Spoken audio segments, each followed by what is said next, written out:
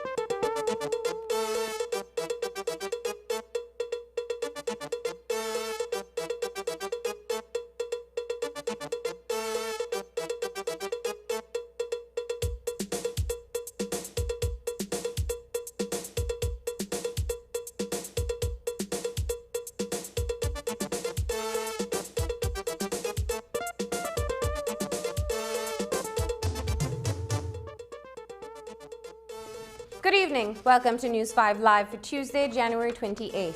I am Marlene Cuellar. As the trial of American-Armenian national Lev Derman enters its second day in the U.S. courts, in Belize, the matter is getting plenty attention because of its implications to a sitting government minister. The question in everyone's mind is about the contents of the messages shared between Derman's former business partner, Jacob Kingston, and UDP Minister John Saldivar. The contents of those text messages, according to the Prime Minister, will determine his next move. He will fire Saldivar if it proves that he received monies from Derman, or allow Saldivar to remain in his cabinet if it does not. It is not certain when that information will be revealed during the trial in Utah, but the People's United Party is saying that the government does have the option to obtain that information. Attorney and PUP Area Representative Karim Musa, in a letter dated January 28, pointed out to Prime Minister Barrow and Attorney General Michael Parafit that the government has yet to invoke the Mutual Legal Assistance in Criminal Matters Act. Musa says that the Attorney General has the obligation under the treaty to invoke the provisions contained in the Act and to request all documents, records, and articles of evidence related to John Saldivar and any other public figure in the Lev Derman trial. The central authority, who is the Attorney General of Belize, the Honorable Michael Parafit, has a duty to request from the United States, because we now know, as of Thursday last week, we had been hearing rumors, but we now know, as part of the court docket in the Lev Derman case, that there were text messages between a sitting member of government, the Honorable John Saldivar, and I believe Jacob Kingston. I believe that is the Kingston who he shared text messages with. And so we need to find out, under this act, he is, and the Attorney General is, allowed to contact the central authority in the United States, that being the Attorney General of the United States, to request the documents, the official records that are in this case. And it does not matter that the case is ongoing or is about to start. This document and these documents can be released even at this very early stage of the trial in the United States. So they have zero excuses now to say that they cannot access the information, because we have a treaty in place that was signed with the United States of America in the year 2001. It was ratified by the United States in 2003. And so we have where it is, we have the authority that the Attorney General can and has a duty to the people of Belize to exercise his authority under this to request those documents at this stage. There is other documentary evidence which at this very preliminary stage can help us in Belize piece together our own puzzle. So whatever proof that they have, whether it is a signed delivery, a receipt signed by somebody in Florida saying, I got this money on behalf of, we won't call names on that because no names have been released yet, but I received money in Florida. That again speaks to documentary evidence, official records that may be a part of this criminal prosecution that is currently taking place in the United States. All of this is relevant to what is happening now in Belize. And so while the letter that was sent to the Prime Minister and the Attorney General specifically speaks to the text messages, let us get access to that, it also speaks to other documentary evidence, including proof of wires, including any receipts that may have been signed in Florida. It's a paper trail that we're looking for in order to start an investigation, if needs be, right here in Belize. We're going to take legal action in the form of a mandamus in the Supreme Court of Belize, because we find that this is a gross dereliction of their duty, and that we will go to a Supreme Court to compel them to act. Musa says that if the messages or any other documents prove some level of criminality, public pressure will be applied on Commissioner of Police Chester Williams to launch a criminal investigation and seek prosecution of those involved. If the evidence comes out, which I suspect it will, in the form of documentary evidence, we will then demand the Commissioner of Police, Chester Williams, to take investigative action against the parties who received this money. who receive this 25,000 US a month and who receive other funds from Lev Derman, because those are proceeds of crime being used in Belize. We're saying that there are strands of evidence out there that concern Belize, that concern ministers in government. And for us to ignore that, that is a gross dereliction of not just the Prime Minister, but the Attorney General, who has a duty under this act, because they're trying to wash their hands of their obligation to say, we have no way of getting this evidence, let's close this chapter and let's just wait for a year or two from now when the Lev Derman debacle is over. Or let's wait till after elections is what they really want to say. But they're trying to wash their hands, and we're saying you cannot wash your hands. You have a duty, because the name has been called and you need to get this evidence, and if an investigation needs to take place, it needs to take place. By this afternoon, Attorney General Michael Perifit responded to Caribbean Shore's Area Representative Karim Musa. Despite not being in receipt of the letter in reference to Minister of National Security John Saldivar, the AG minced no words, calling the notion of invoking the Mutual Legal Assistance Treaty under these circumstances absolutely impractical. According to Perifit, Belize is not undertaking an investigation into Lev Derman's business affairs. Therefore, it cannot simply request information pertaining to the names of the two government ministers in question. I have not received such a letter.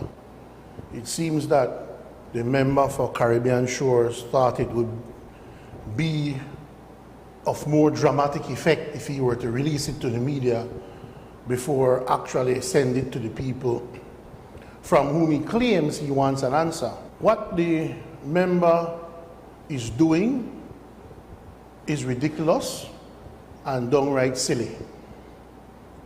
Karim knows better than that.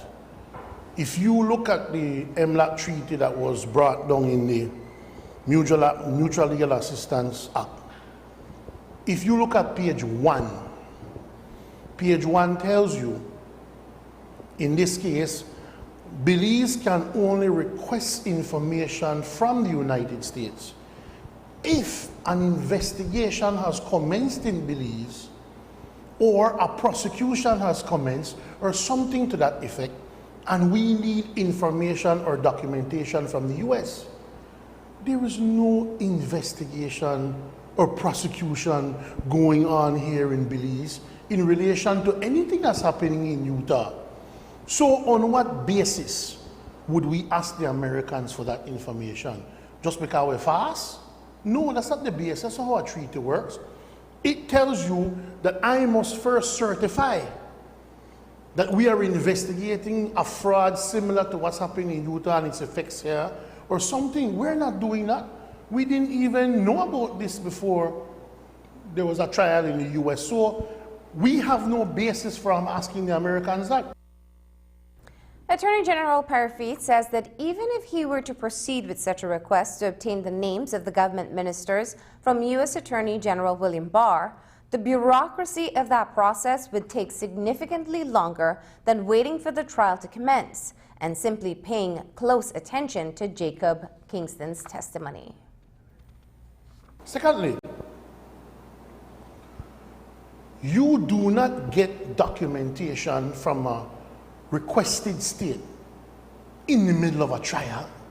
They selected their jury yesterday and the case is supposed to have started today. They're not going to give you their evidence before they tender that evidence into court. I mean, this is just stupid grandstanding on behalf of the PUP. What do they think that they would accomplish by that? That's not how you get information. And then thirdly, I saw in an article in the Salt Lake Tribune and other information that we have gotten, that this trial should be over by about early March. Or we know Jack Kingston, who is supposedly one of the major witnesses, will testify probably first, or the second witness to testify. So we will know very soon what he has to say.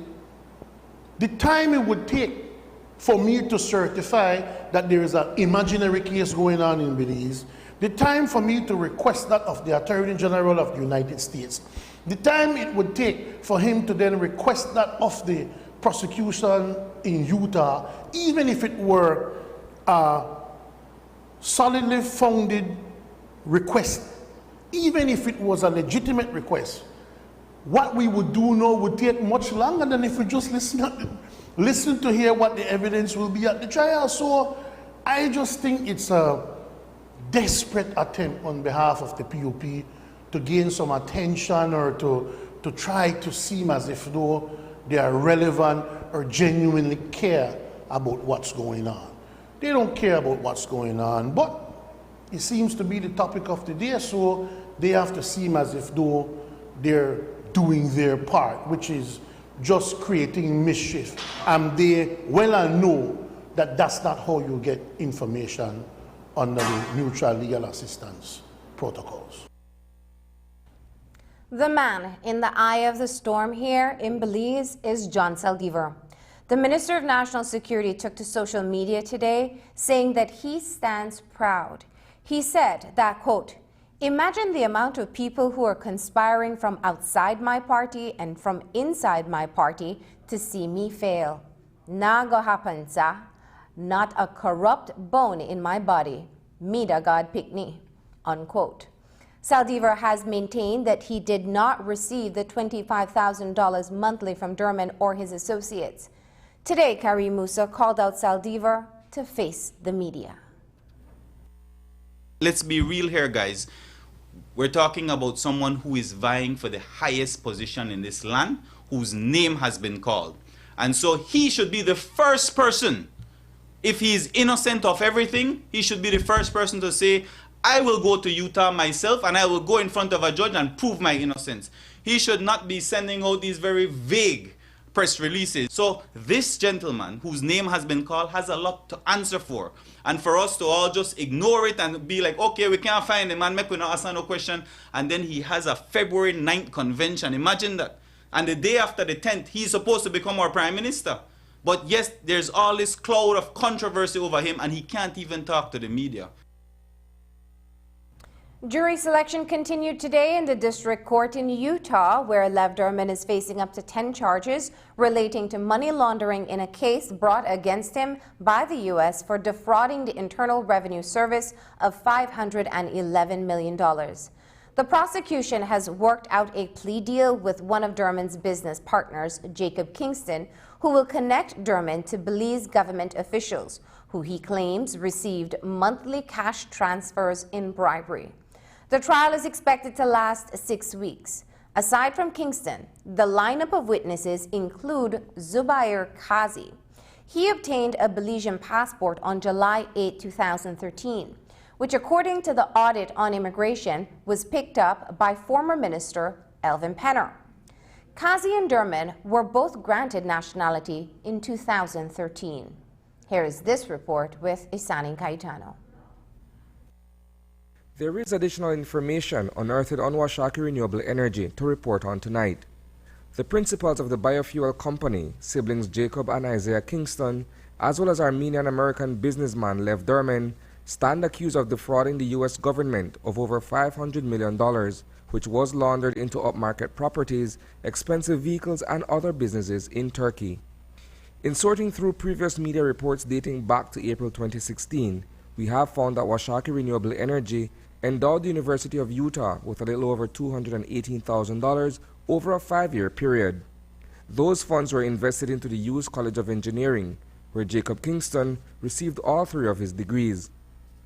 What is interesting, however, is that the company also doled out $100,000 for research, as well as a feasibility study for wind and solar power generation on Paradise Shrimp Farm. That business, located along the coastal road, is a registered concern of Zubair Kazi, otherwise known as Mohammed Atif, who is said to have been an associate of Lev Derman. As of December 16, 2013, Paradise Shrimp Farm was listed as an eligible participant by the Public Utilities Commission, following a request for proposal in electricity generation. Of note, it is the same year during which Derman's financial dealings in Belize were at a peak. In a sheaf of documents obtained by News 5 last week, as well as an exhibit list proffered to the U.S. District Court of Utah, Kazi's name appears as many as 7 times, including a complaint against Washakie Renewable Energy that was lodged on August 14, 2015. It is expected that Kazi will also testify against Lev Derman in the days ahead, detailing the money laundering scheme that the incarcerated businessman was allegedly involved with. On Wednesday at 1 p.m. Utah time, opening statements are scheduled to be heard, followed by the first witness to be called on Thursday. Reporting for News 5, I am Isani Cayetano. The BNTU and the Ministry of Education are at odds again. In the latest round, the BNTU says they have no favorable responses from the ministry to the list of pending issues. According to the BNTU, there has been no consultation, and the ministry has simply informed them that they intended to make changes to some of the education rules through a statutory instrument. But they weren't made aware of what those changes would entail, and neither did they get a response when they had questioned it. The BNTU also says that they were invited to a meeting with the minister and senior MOE reps on December 9, 2019, and it was on the night prior that they received the proposed amendments. The union says that if the amendments are issued in an SI, it would address emergency appointments, vacation rule, and signing of contracts, which are issues that they have flagged before. Another vexing matter involves the 120 hours of continued professional development for teachers who would have to renew licenses in the upcoming 2020 calendar. BNTU says that they got a commitment from MOE for the requirement to be waived for the 2020 renewals. The union also states that despite their efforts to press for a final draft of the review before going to cabinet, Minister Patrick Faber made it known that he owed nothing to the union. Speaking on the matter today was Chief Education Officer Dr. Carol Babb, who says that the ministry has no intention in entering into a dispute with the BNTU. She stated that consultations were had with the National Council for Education and National Council for Technical and Vocational Education and Training to elicit feedback. A commitment was made to review the draft SI to ensure that the intentions were properly captured. That SI, according to Dr. Babb, is sitting on the desk of the Solicitor General, and all decision will be made final after consultation. Dr. Babb stressed that there have been no changes in the regulations. I want to make it quite clear, Minister Faber did not write that memo. Not a word was written by Minister Faber. So I want the general public to know that memo was written by all the senior managers. Approved by Minister Faber, reviewed by... Well, he read it. But Minister Faber is a true leader, so he trusts us. And so we responded to the concerns. And all we are saying to the BNTU, we don't want to quarrel and fight with the BNTU.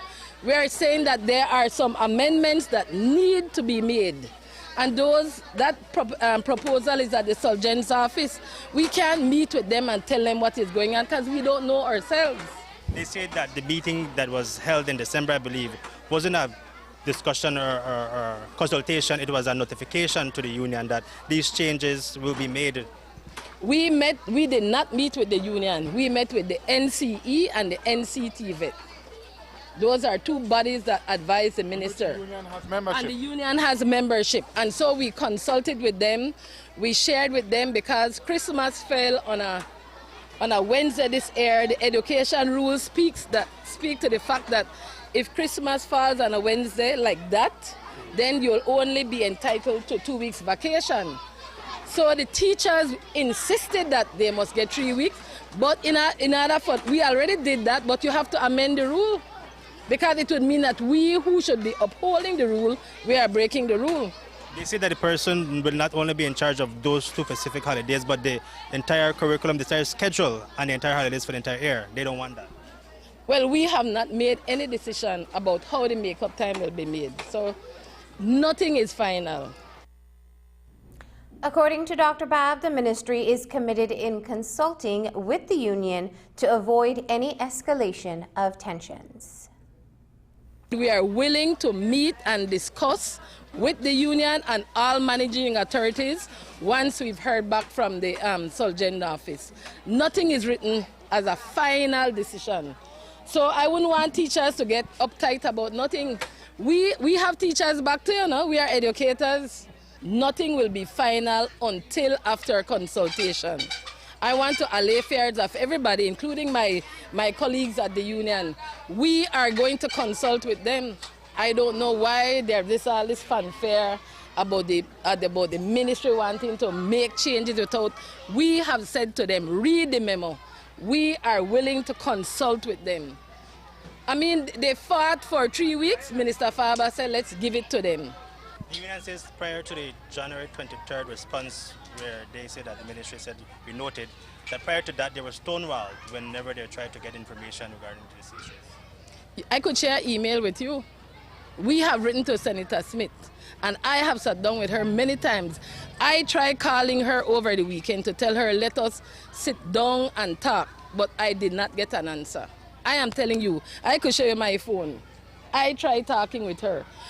We, personally, as Chief Education Officer, we don't want confrontation. Coming up, health officials dispel coronavirus scare in Key-Cocker, and a tsunami alert puts people on edge, but it is soon called off.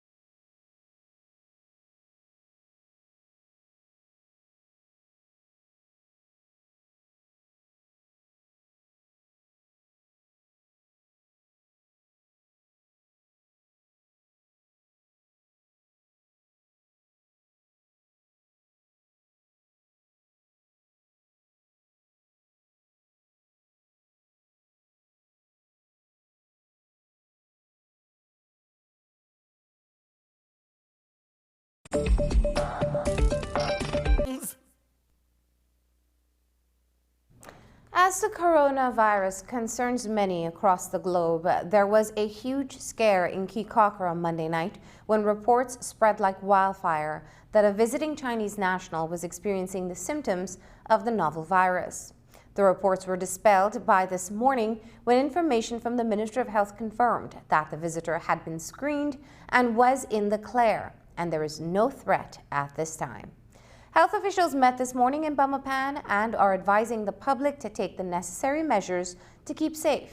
Here is News 5's Dwayne Moody with this report. The coronavirus outbreak was first detected in December 2019 in Wuhan, China. It is being categorized as a zoonotic disease, meaning it jumps from animals to humans. Scientists have linked the cause of coronavirus to the consumption of wildlife such as bats and snakes. Reports from China are that approximately 100 persons have died as a result of the virus, and thousands more have fallen ill. In the past few days, the novel virus has also been discovered in the US after a patient began exhibiting flu-like symptoms. Since then, several suspected cases have popped up across other countries, namely Colombia and Mexico. The virus can complicate any situation in a patient that might have a chronic disease. It's a common flu symptoms, dry cough, fever, body aches. That's what's being documented, of course, as more information becomes available. That it might be other symptoms. That's one. Two, when we reviewed the mortality situation, we found out that most of the patients that had died had other chronic diseases, diabetes, hypertension, and it seemed to be older patients that were dying. I think the average of those, when we reviewed data last week, was 65.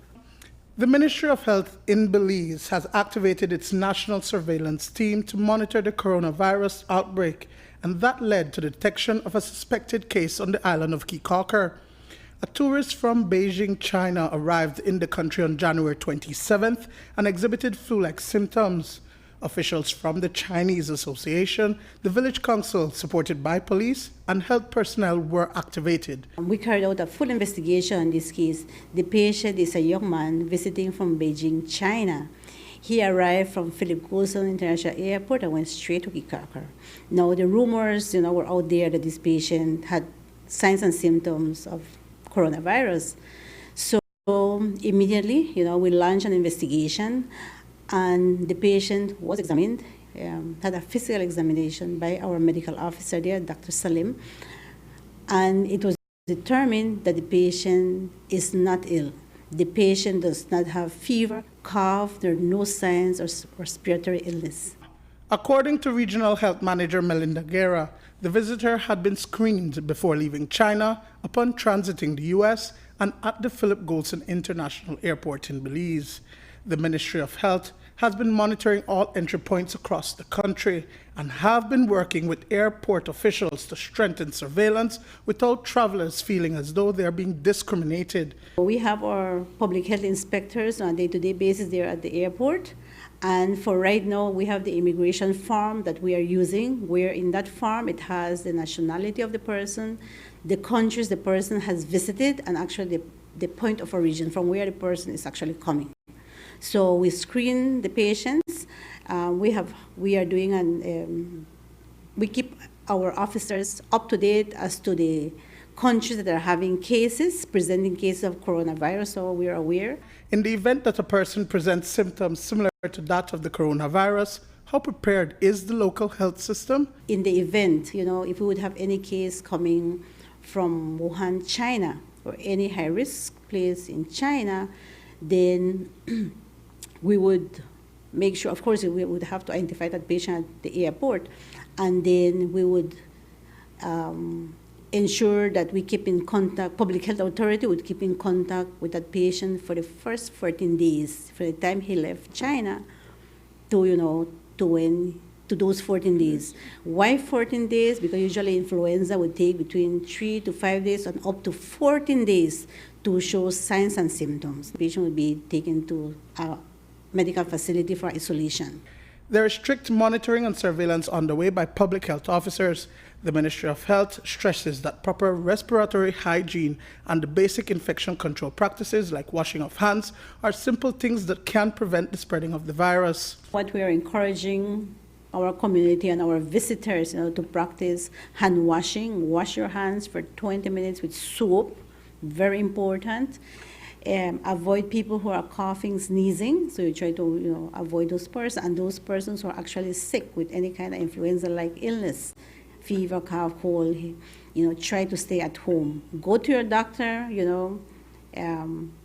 get your treatment, because remember right now we are still in the season for influenza. So we're having the normal influenza. It's just that we are having this, new virus circulating, but the cough and cold is still around, so you need to get your treatment. The Caribbean Public Health Authority, CARPHA, says that at this time, the risk of transmission to the Caribbean is low based on what is known about the virus. Dwayne Moody for News 5.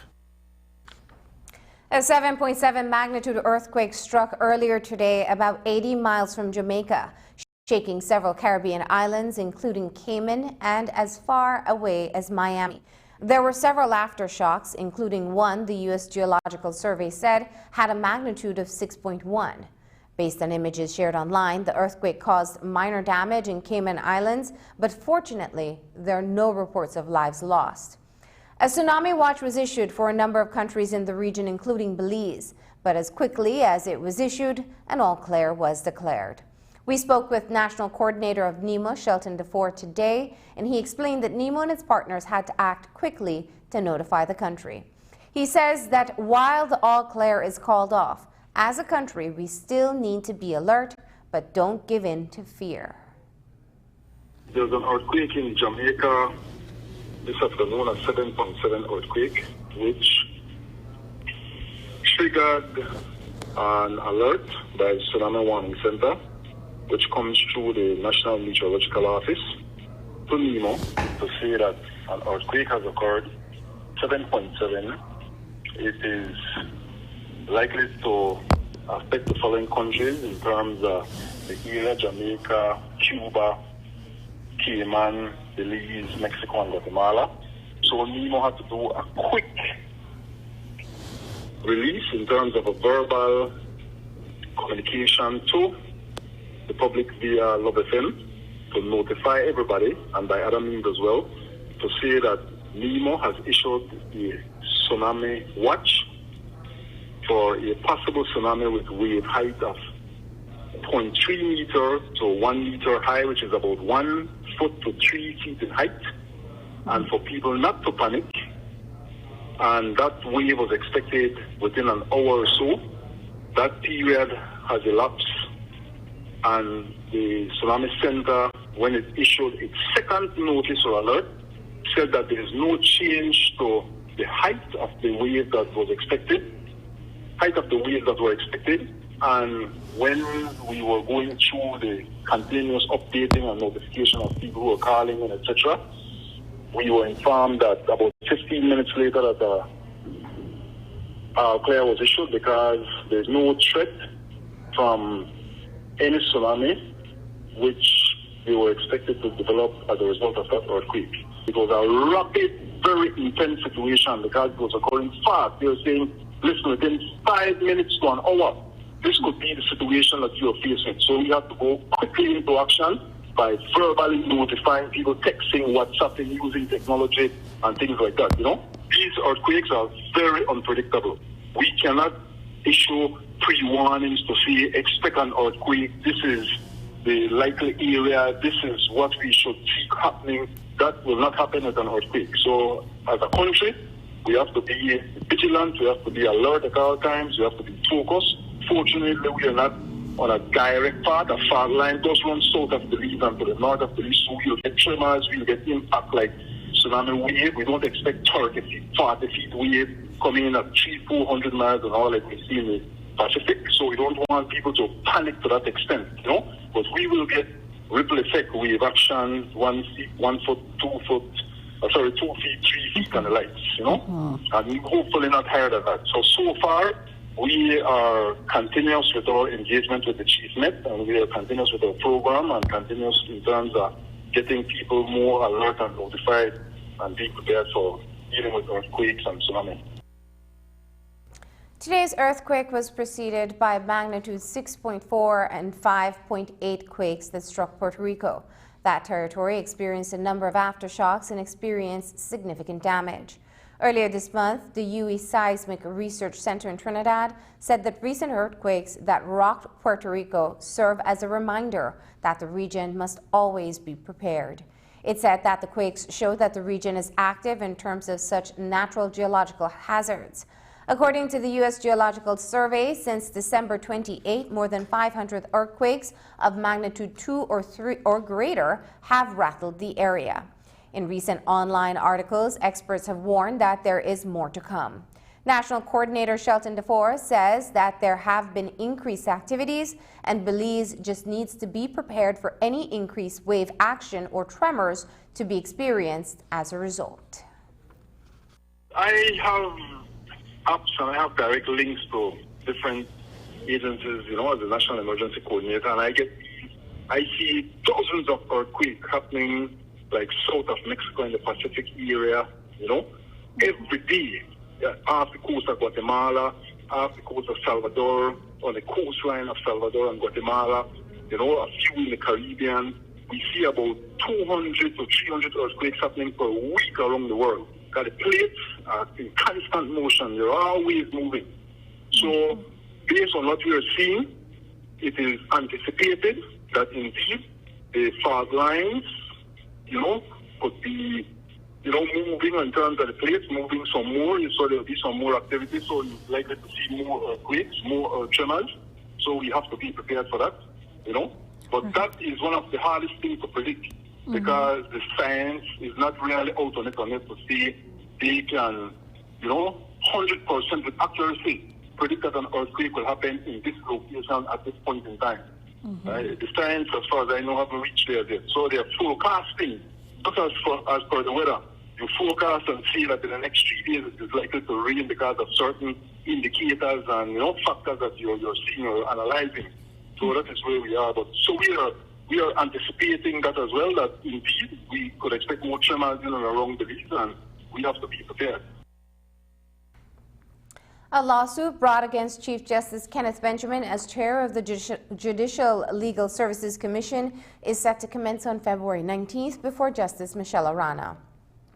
The presiding officer of the Supreme Court is himself being dragged to court for sidelining the president of the Bar Association, who also has a seat on the JLSE. And there is the likelihood that the entire process will be rendered moot since the bar president's tenure expires in February and she is reportedly ineligible to run for another term.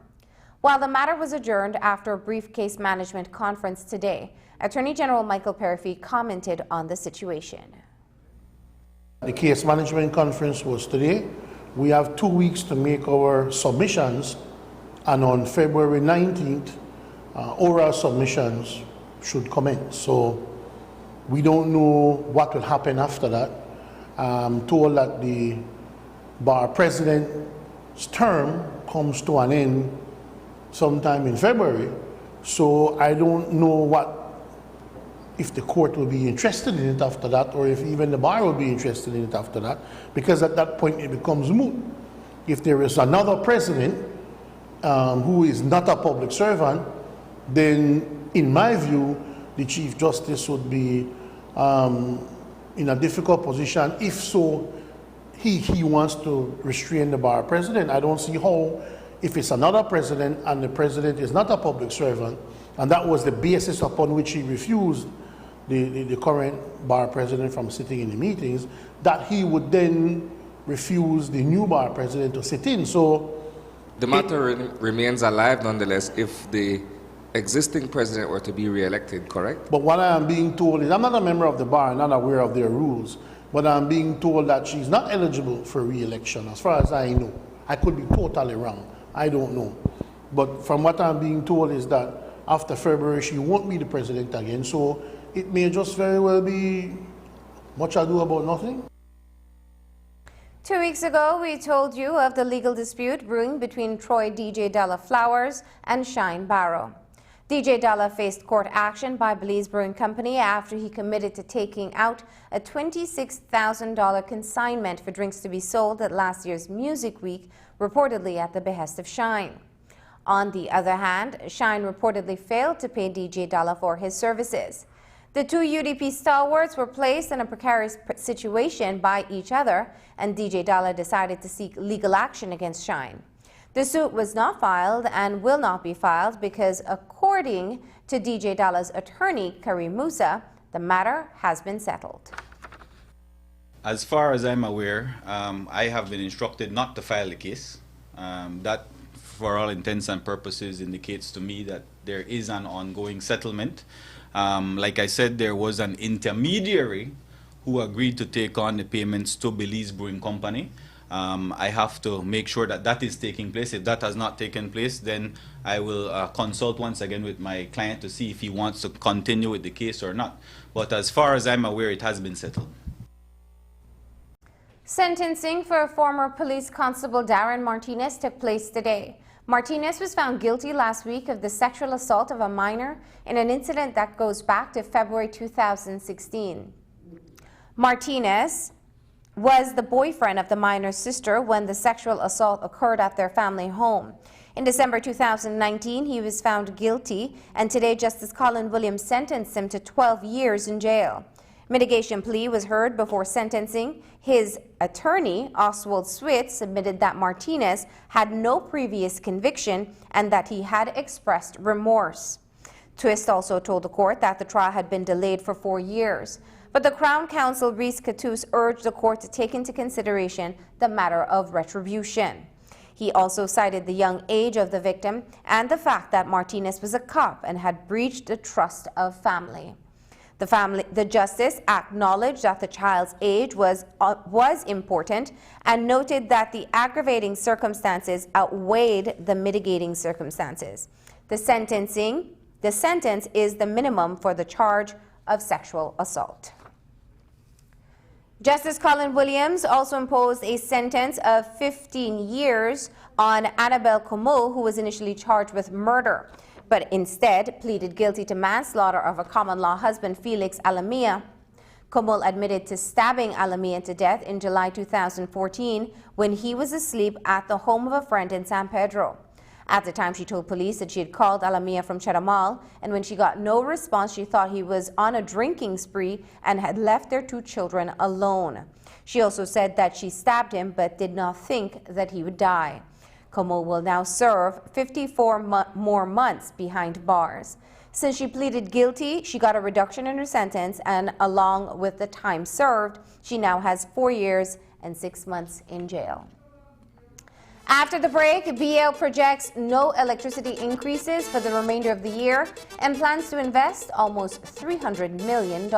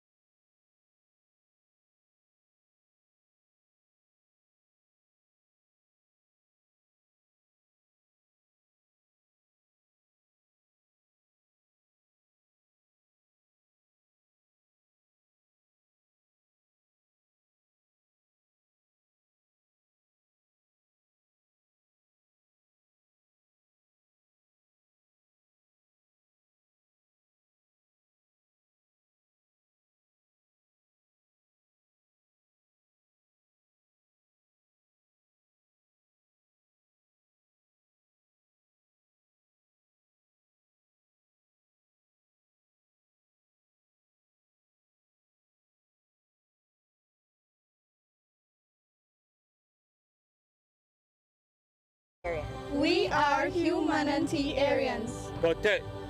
Protect.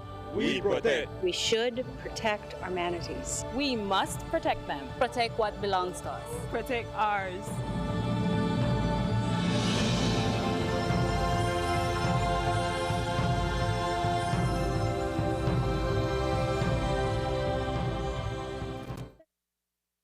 Manatees believes.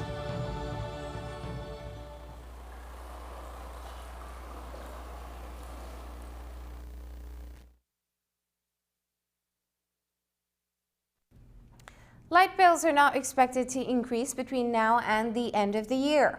That's the word from the Belize Electricity Limited, which has made an application to the Public Utilities Commission for a review of rates for a 4-year period, beginning July 1st, 2020 to June 30th, 2024.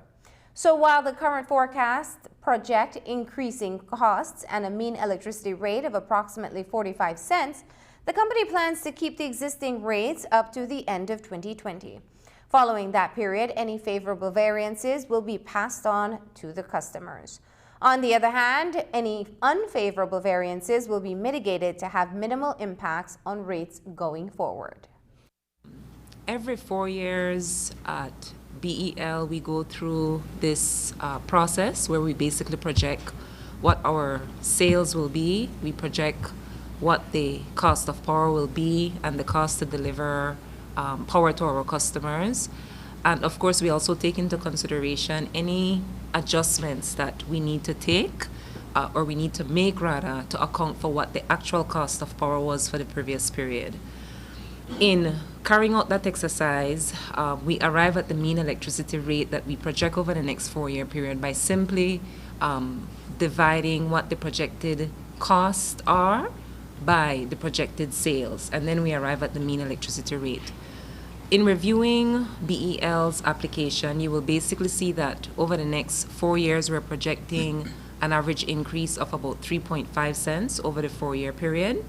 Now, while that is a projection, and I do want to emphasize that that is a projection, we also want to most importantly communicate that our objective is to ensure that we actually come in below the mean electricity rate that you see in our submission.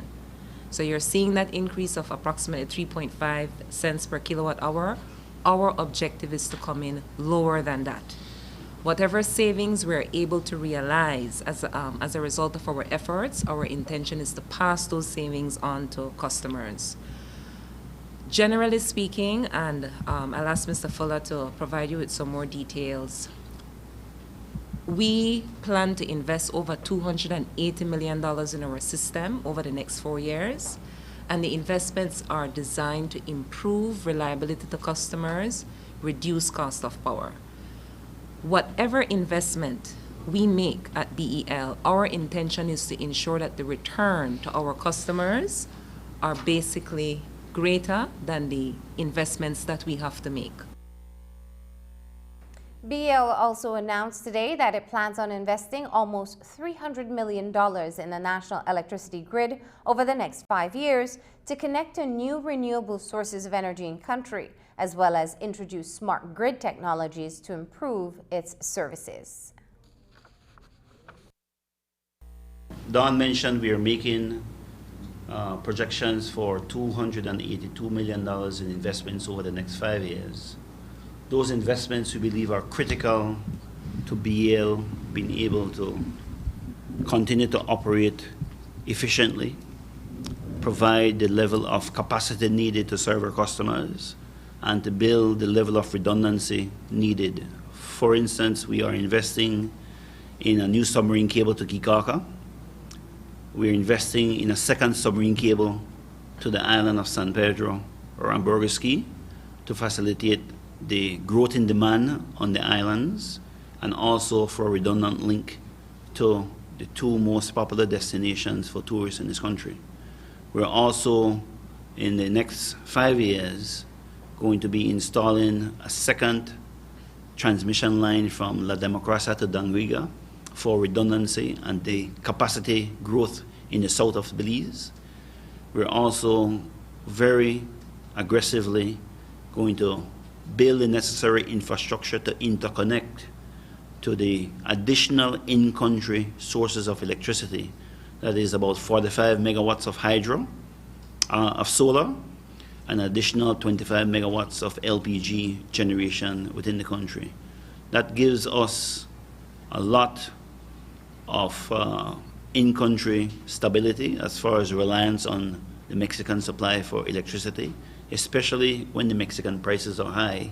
We will now, with these additional generation sources, be able to better serve our customers as far as the demand needed to serve them during those periods of time. So we're also doing quite a bit of investments in our grid to modernize the grid, to prepare for distributed generation, solar, also for the eventuality of electric vehicle transportation in the country. When we come back, FCD holds an exchange program with youths from communities in Guatemala.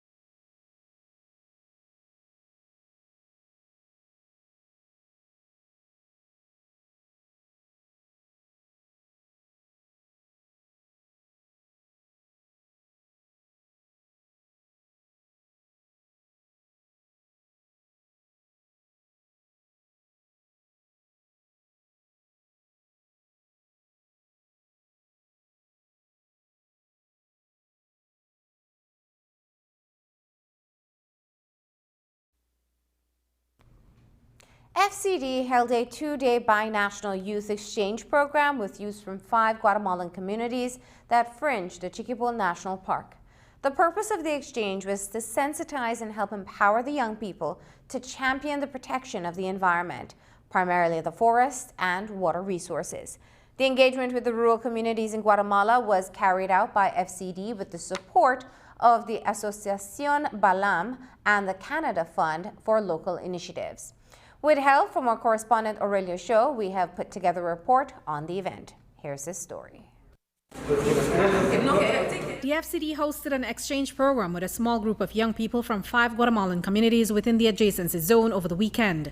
The communities La Rejoya, Nueva Armenia, San Jose Chiquibul, Las Flores Chiquibul, and Puertas del Cielo Chiquibul are located within the Chiquibul Maya Mountain Biosphere Reserve in Guatemala, which borders Belize's Chiquibul Forest. This weekend's activity was the first of its kind for these remote communities. Program Director of FCD, Esther Sanchez Shaw, says that this youth-led community approach is critical to the work that they do. For us as FCD, this is very strategic as well, because a lot of times when you hear the names of these communities, you think about illegal activities. We have the Chiquibul River, which passes through the very same communities where these persons come from today, and so we want to be able to discuss more about the issues, discuss about what they can do as young persons as well, in a way to expand the work that youths are doing as a movement within both countries. According to the FCD, in recent times, they've observed increased food and water scarcities where the two countries share resources.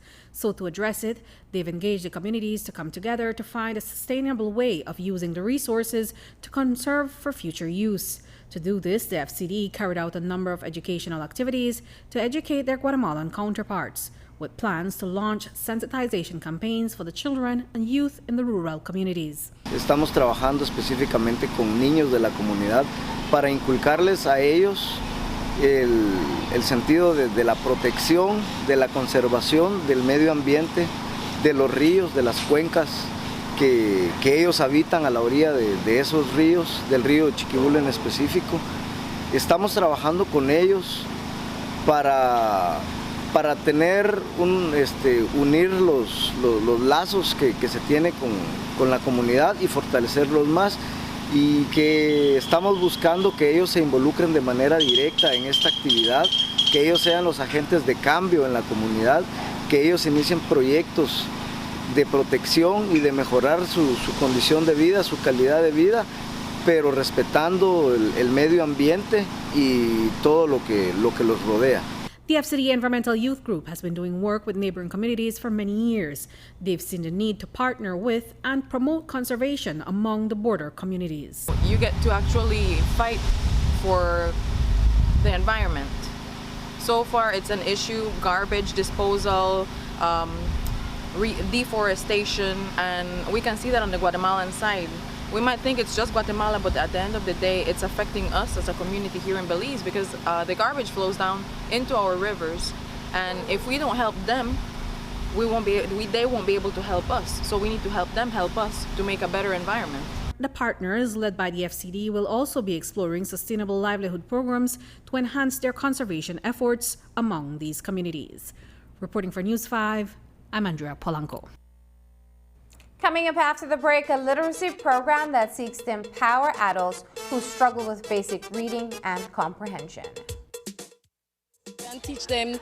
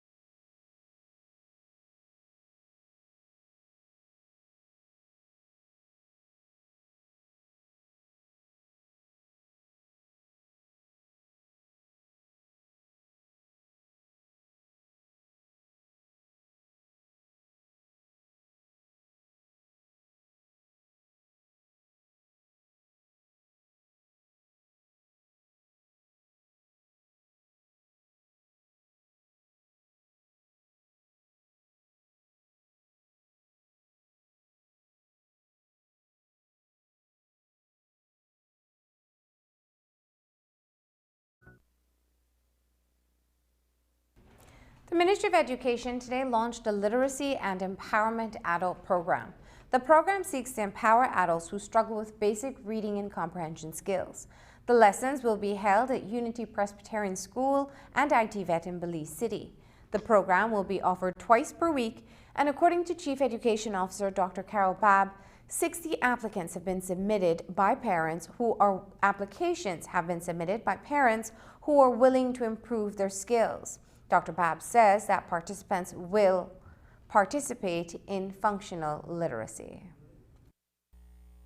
Any parent who is interested in learning to read and write or to improve their literacy skills, they are welcome to attend. They can get forms from the school here, from ITVET, or from the college office. So far, we have received about 60 applicants alone from this college division. And so what we are doing, we are teaching them, it will have to be a different approach. You can't teach them the same way you would teach a child because you don't want them to feel embarrassed. Remember, they are adults. So we are going to teach them functional literacy. Functional literacy means learning how to fill out forms, how to fill out a passport form, how to read their children's report card. We are going to determine what their needs are. And when we determine those needs, we of course will teach phonics and the other concepts of literacy. Day 2 of a regional adolescent and youth forum took place today at the Radisson Hotel in Belize City. Today's discussion centered on the topic of mental health and the need to speak out freely on the issue. The lack of knowledge about cervical cancer and the effects of gender-based violence on adolescent dating were also on the agenda, and so is the misinformation about HIV/AIDS and adolescent pregnancy. The forum was organized by the Spouses of CARICOM Leaders Action Network, and in attendance were the wives of leaders of the government from Belize, Guyana, Bahamas, and Haiti. The participating adolescents and youth shared views on health and climate change with a call to action.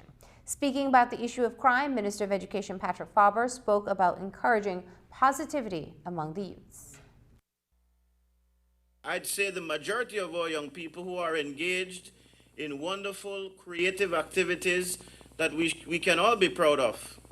And I'm hoping that we will embrace these positive activities and promote them further, encourage all our young people here in Belize and in the region to engage in more of this. And of course, the government and the people and the NGO communities also promote these activities so that the good can truly overpower the negatives that are plaguing our society, and by extension we will have a wonderful Belizean society, a wonderful regional society, and a better world overall. We all have a role to play, my friends, and I wish to congratulate the organizers of these activities for the next 2 days.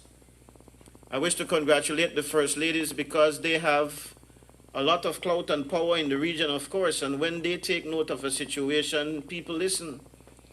But there are those who work on a daily basis, every day, to try to ensure that the voices of our young people are heard and that we make decisions that are good for them. And I congratulate those stakeholders as well. And that's the news. Don't forget that tonight's broadcast is available in both text and streaming video at channel5belize.com. You can also connect with us on our Facebook page at facebook.com/News5Live. I'm Marlene Cuellar. Thanks for joining us, and from all of us here at News 5, good night.